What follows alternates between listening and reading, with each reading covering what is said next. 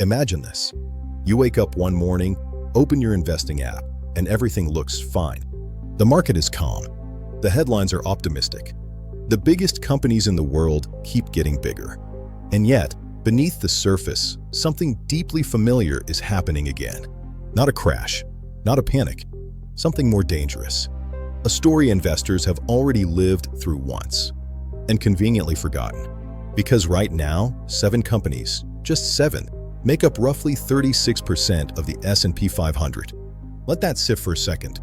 Hundreds of companies, thousands of analysts, trillions of dollars, and over a third of the market's fate rests on a handful of names. Everyone already owns, already loves, and already assumes are untouchable. This isn't new. It's an echo. Back in the early 1970s, investors believed they had discovered the perfect formula. Stocks so dominant, so high quality, so inevitable. That valuation no longer mattered. They called them the Nifty 50. And the logic went like this. If you never sell, you can never lose. That idea didn't end well. And the uncomfortable truth is, the market today is starting to rhyme in all the same ways. Let's rewind. To understand why what's happening now matters, you have to understand what happened back then. In the late 1960s and early 1970s, the US stock market was riding high. Post-war optimism, economic growth, American corporations expanding globally. Out of that environment emerged a small group of companies that seemed unstoppable.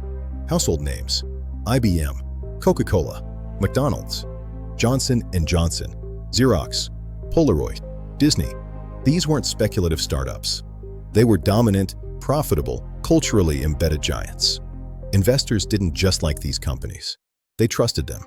So much so that the idea of price slowly disappeared from the conversation. These were called one-decision stocks. You made one decision, buy, and never make another. No need to worry about valuation. No need to worry about cycles. No need to worry about competition. Because how could companies this powerful ever disappoint? By 1972, the Nifty 50 made up around 45% of the S&P 500. Sound familiar? Here's where it gets interesting.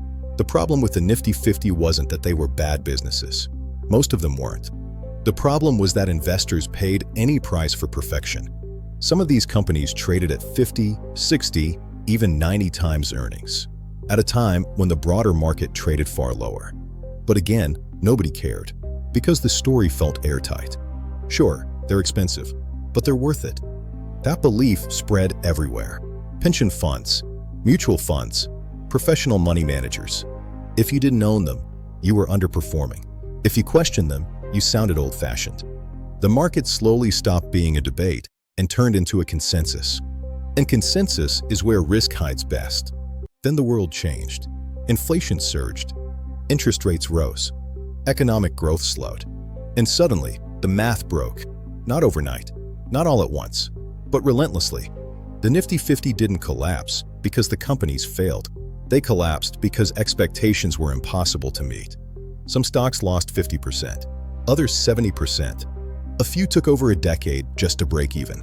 Even Coca-Cola, one of the greatest businesses ever created, went nowhere for years. Not because it stopped selling soda, but because investors had already priced imperfection and then some. Now, fast forward to today, different decade, different technology, same psychology. The Magnificent Seven: Apple, Microsoft, Google, Amazon, Nvidia, Meta, Tesla. 7 companies, roughly 36% of the S&P 500, an even larger share of index returns, an enormous share of investor attention. Turn on financial news, and it's the same names every day. Scroll through earnings coverage, same story. Most portfolios, knowingly or not, are heavily exposed to the same small group of stocks. And once again, the justification sounds very familiar. These aren't normal companies. This is different. They're platforms. They have moats. They're changing the world. All of which may be true. That's what makes this dangerous. Here's the key insight most people miss. Bubbles don't require bad assets. They require unquestioned assumptions. The Nifty 50 weren't scams. They weren't frauds. They were simply priced as if the future had no surprises. And today's market is quietly doing the same thing. Take Nvidia, an extraordinary company, a genuine technological leader. But at its peak, NVIDIA's valuation implied a future where demand grows perfectly, competition stays weak, margins stay sky-high, and nothing breaks along the way. That's not analysis. That's faith. And faith has a terrible track record in financial markets. So why isn't anyone talking about this? Why isn't this comparison everywhere? Because concentration feels good on the way up.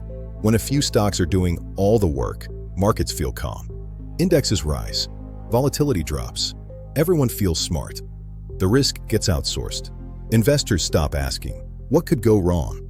And start asking, what else should I buy that looks like this? And here's the quiet twist. Index investing, which is usually smart, unintentionally amplifies this effect. The more a stock goes up, the more of it the index owns. The more the index owns, the more passive money flows into it. The more money flows in, the higher it goes. It's a feedback loop. No conspiracy, no manipulation, just math. The same math that helped inflate the Nifty 50.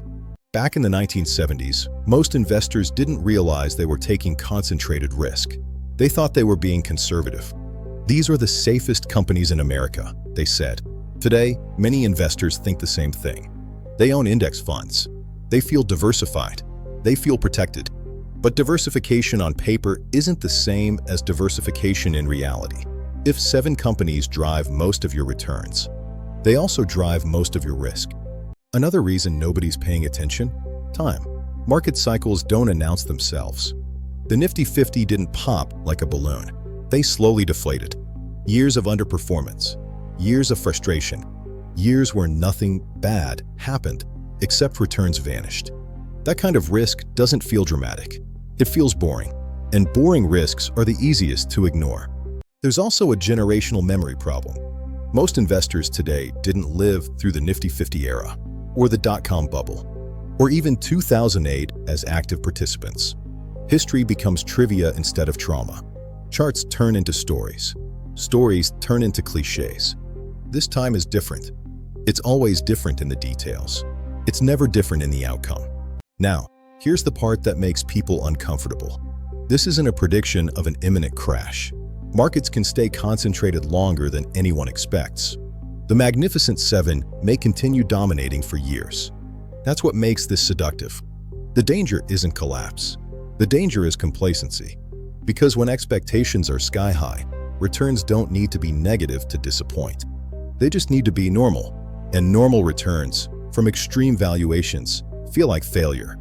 In the 1970s, investors didn't lose faith because companies vanished.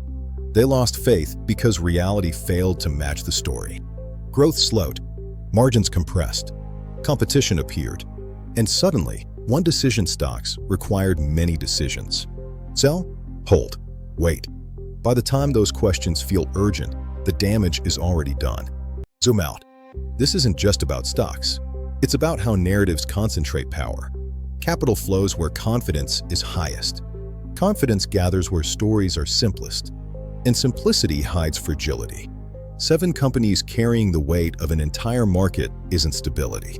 It's balance on a knife's edge. So what happens next? Nobody knows. That's the point. History doesn't repeat exactly. It rhymes. Sometimes the rhyme is loud. Sometimes it's subtle.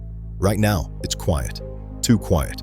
Because the most dangerous moment in a market isn't fear. It's agreement. When everyone agrees that something is safe, that's when safety quietly disappears. So here's the question to leave you with. If the future turns out to be even slightly less perfect than expected, who's holding the risk? And do they even realize it yet?